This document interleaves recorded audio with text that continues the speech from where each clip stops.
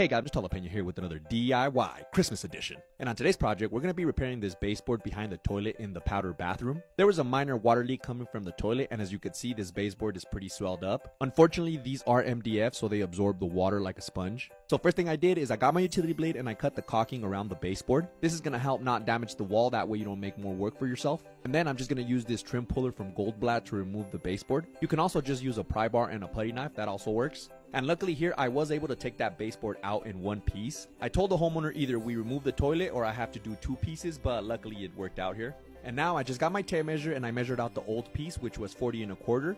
Now I'm just going to go ahead and cut the baseboard. For straight cuts, you can always use your circular saw, but if you do need to cut any angles, I strongly recommend to use the miter saw. Luckily here, I just had straight cuts, so I didn't have to worry about coping cuts or anything like that. So next, I just sanded down the baseboard with my sanding block, and I'm just going to paint it before I install it. I recommend you paint the top, the bottom, the back, the front, everything on the baseboard. Then I just let it dry, sanded it down, and then I applied the second coat. After all that, just let the paint dry, and now it's time to install. I did tell the homeowner if he wants me to replace the baseboard with something more water resistant, maybe with some actual real wood. They also sell that plastic baseboard, but it does look like plastic, which I don't necessarily like.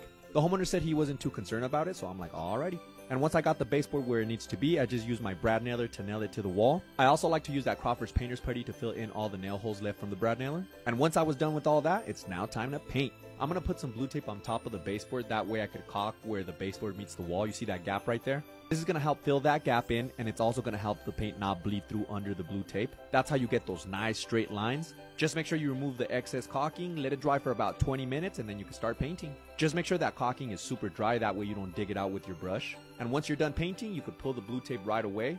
And see, look, that's how you get that nice professional finish. Don't forget about painting those nail holes as well, and that's pretty much it. If you found any value in this video or you just enjoy this type of content, don't forget to follow or subscribe. And if you have any questions, just let me know in the comments. Jalapeno Solutions.